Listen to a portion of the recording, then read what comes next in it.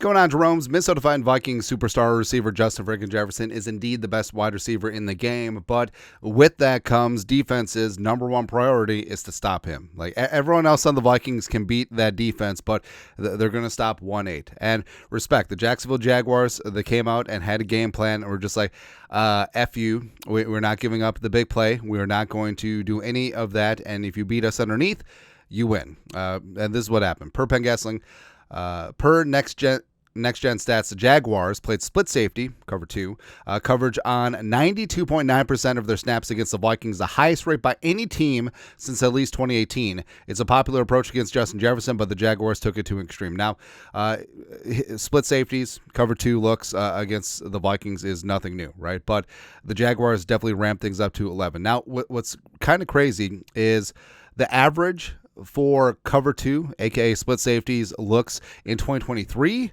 was 10.5%. So the Jaguars cranked that up, and respect, it did work, where not only was Jefferson limited to 5 for 48 on 9, but 3 interceptions, where Jefferson was just being forced the ball by Darnold. Right, that was a huge effect. And carbon copy, although the game plan was probably already in, but it was interesting on Monday Night Football, the Rams taking on the Dolphins. They basically did the same thing. Next gen stats. Tua faced split safety coverage, Cover-2, on 93.5% of his dropbacks against the Rams, the highest split safety rate by a defense in a game since at least 2018. I guess they didn't figure in the Vikings and the Jaguars on Sunday. Tua was most efficient, blah, blah, blah, blah. But it worked against Tyreek. Right, so they took away the deep ball, and Tyreek had 3 catches for 16 yards. He did catch a touchdown, except it was a 1-yard touchdown, right, and only 4 targets. So basically, they just took the top off the offense, as opposed to Randy Moss taking the top off the defense. Now, Cover-2. When they say split safeties, Cover-2, that means you have 2 deep safeties, right?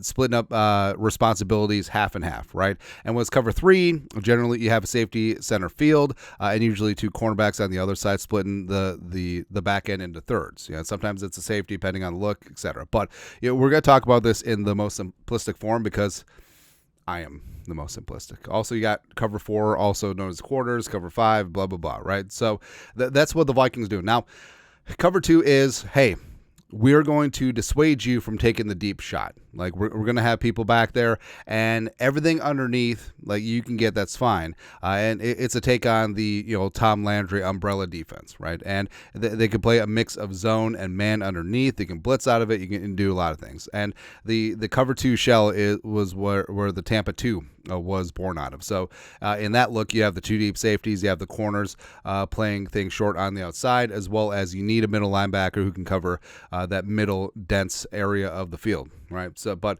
Cover-2 is designed to take away the big play, but it's kind of funny. So revisiting the whole ridiculous, they should outlaw Cover-2. First couple of weeks of the season, teams are playing a lot of Cover-2 because it's a good way to take away the big play and turn a game into a slog. And they're just like, oh, the fantasy football numbers are down. Outlaw split safeties.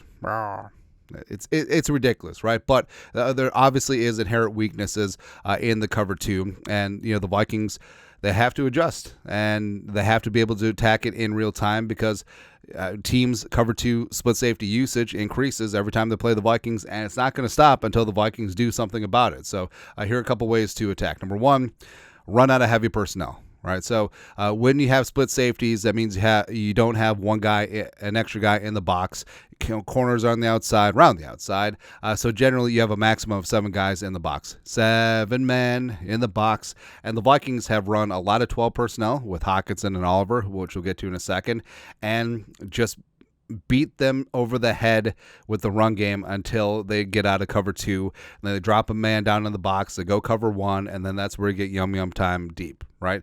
And that's effectively what the Vikings did. They had a good game running the ball with Jones and Cam Akers. Number 2, Hockinson and Oliver pick things apart underneath. That's part and parcel playing a lot of 12 personnel, and Hockinson and also Oliver's emerging, kind of nice down the seam. But Hockinson is elite at sitting down in the dead spots of that cover two, whether it's zone or man. He will find a spot, especially on high leverage downs, and he will do that. And that's basically what happened on Sunday against the Jaguars, because even though Jefferson only had 5 for 48, Hockinson and Oliver combined for 12 for 124 yards on 15 targets. So essentially, the Vikings were adjusting in real time. Just Darnold kept throwing the ball to the other team and taking points off the board. It's sort of frustrating, but that is something that the Vikings can certainly work in. Number 3, Jefferson motions into the slot, or even just Jefferson straight up into the slot. And instead of attacking vertically with 18, maybe you do run some 11 personnel, so 1 running back, 1 tight end, 3 receivers, and then they'll go nickel and send Addison, send Naylor deep. It's like, all right, we're going to take away the deep ball. Okay, we'll send those 2, and everything underneath will be Justin Jefferson. And until you adjust to stop it, that's exactly what we're going to keep doing. And, of course, Jefferson is very adept at sitting down in the zone. He played almost exclusively in the slot at LSU. Right, and he's very adept at the short and intermediate stuff on top of just going deep. Next up, number 4. So again, most simplistic things possible, right? And because I'm a simple kind of man. But 4 verts. So you have 4 bodies hurtling at those 2 deep safeties, and someone's going to get open. And now 4 verts is beautiful against cover 3 because it's 4 against 3. But you do have to do some side adjustments as well and just sit into those dead spots. And I feel like this is the most fun. So, hey, you're going to play cover 2. We're literally going to run as many guys possible at you, and you can't cover them all. And it's going to be a touchdown to Jefferson, Speedy Naylor, maybe even Josh Oliver, Hockinson, Addison, obviously. So just go from there. So that's the uber aggressive model. That's probably something that Sam Darnold would like, but also just attacking things underneath. So just a high low. This is the preferred way to attack the cover 2, because you see teams sitting in cover 2, corner short and 2 deep safeties, is that keyhole in between the corner and the safety where you run a 15-yard corner. I mean, that's the weak spot of the defense. So attacking that there, taking what's there, run smash concept, a little bit high-low action, and go from there. And then if they play cover 2 man, this is my favorite, mesh underneath. So those rub routes underneath. And also, I mean, if you catch him in man and that safety on the back end sleeping, you can hit pay dirt. And that includes Jefferson, especially Jefferson out of the slot, Hockinson, Oliver in there as well, running some mesh, getting some rubs, and getting your receivers on a linebacker, getting them on a safety in space. That certainly would be the name of the game as well. So I mean, I'm not worried about this. I mean, teams adjust. It is a cat and mouse game. Jaguars respect. I mean, they did a great job against Jefferson and the Vikings, and they were in it up until the end. And this is, I don't want to say this is the blueprint, because this is something that's been known, right? And teams will continue to try and do this. I wouldn't be shocked if Tennessee plays an abnormally high amount of cover 2 or split safeties against the Vikings, but that's fine. Just Darnold has to understand, take what is there, take what is underneath, run the piss out of the football, and keep punching them in the face until they're like, maybe we'll drop a safety down the box, and then guess what? Yum time. 4-1-8. But yeah, I ain't worried about it. Your thoughts are thoughts. How Jets and the Vikings will punish teams that are going to play a lot of cover 2. Let us know your thoughts, our thoughts, comment section below. Subscribe for daily Vikings takes. You know what to do. Skol, production value.